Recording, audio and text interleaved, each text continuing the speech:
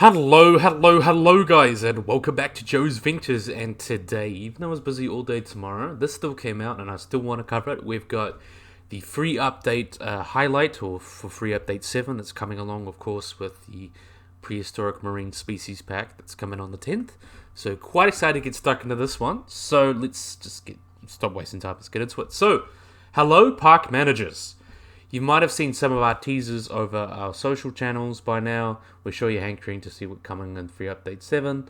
This means time for our free update highlight. So we've got a range of incredible additions coming your way in update 7. Shall we dive in?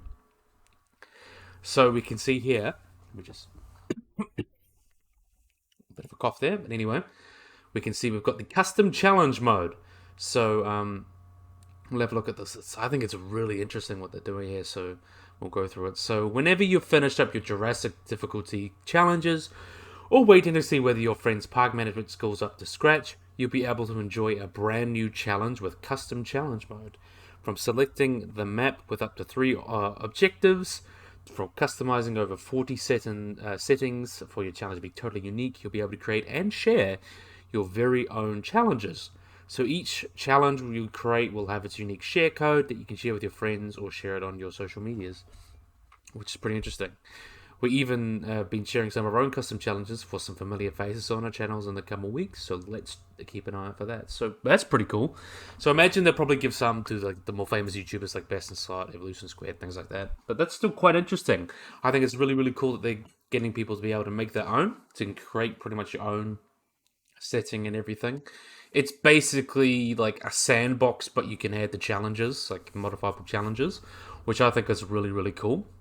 And you can see here on the pictures, you can see you've got the tranquilizer levels on, defaults, and you can make it as basically as hard as easy as you want, which is, I think, really, really cool. Next up as well, this one's really, really nice. Already kind of seen this image. With the incredible new species coming to your lagoons in the Prehistoric Marine Species Pack, we're offering your park guests a whole new way to observe them with the Lagoon Viewing Dome.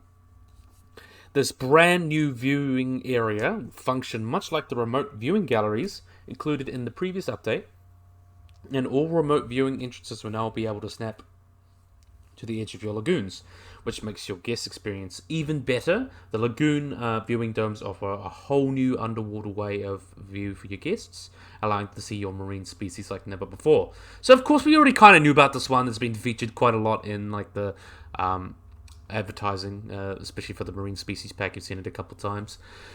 But I have to say, I really, really do like this edition. It's a really worthwhile gameplay one, so you can be able to go in and look and see what animals what's going on with the animals in the view as well, so much better viewing from inside the lagoon, very much like the remote viewing galleries, things like that. So I think that's very, very cool, and I think it's going to look wonderful. You'll be able to design it and things like that.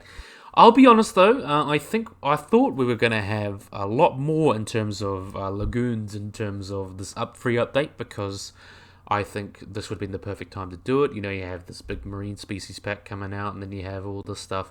Just putting in a dome, I think, what is a little bit like, I think they just pretty much just need to fix the lagoons, because the lagoons are kind of the most boring part, and the part of the game that needs to be improved the most, in my opinion.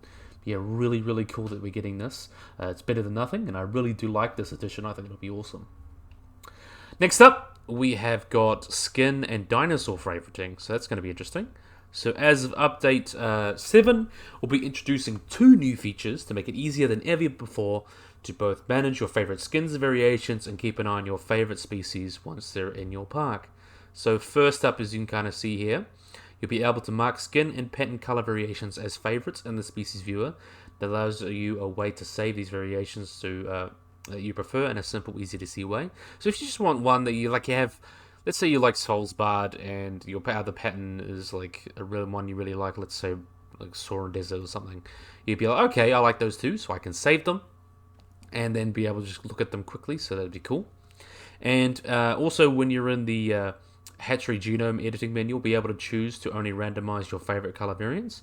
So instead of having all of them at random, you can have like some that you've randomized to be within those favorites, so you get all the ones that you kind of like, which is pretty cool, and then allows even more freedom over how your species look in your park, which is pretty cool.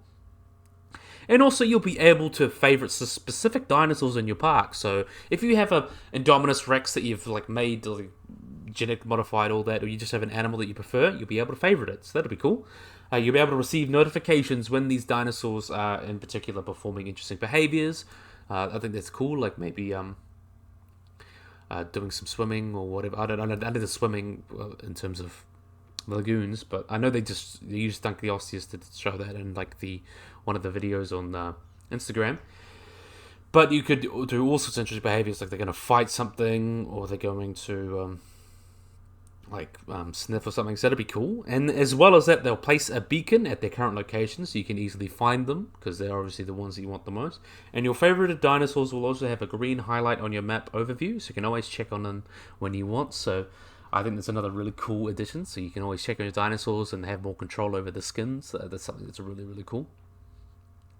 Next up as well, we've got the Placeable Amphitheater. So this one has been highly requested. So we're not in San Diego anymore. Yep, that's right. With Update 7, you'll be able to place the amphitheater in your Sandbox Park and as part of the Jurassic Park building style. We know this has been something that's highly requested, so we're very much looking forward to seeing what people do with these iconic buildings in your park.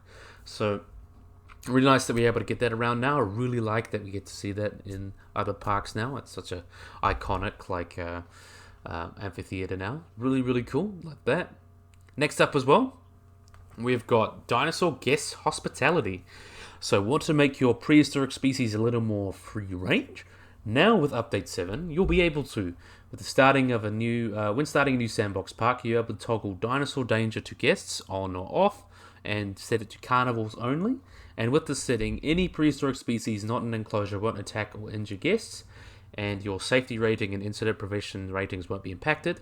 So that's nothing safer than Dinosaur Park, of course. So you can see here, you can make all your dinosaurs happy and healthy, and hang out with people, and then you can only make it the carnivores eat people, and you can have your free range. Like here, you can see the Parasaurolophus kind of hanging out with the people there, which is very interesting. I definitely would not want to do that in real life, since they are still like huge rhino elephant-sized animals and could still severely hurt you if they wanted to. So the realism is definitely lost on me, but if people want to make these parks, it's nice to give them the option and things like that. So yeah, really, really cool. In addition, we have additional sandbox modes. So Dinosaur Hospitality isn't the only thing we're coming forward to the sandbox players, so that'll be cool.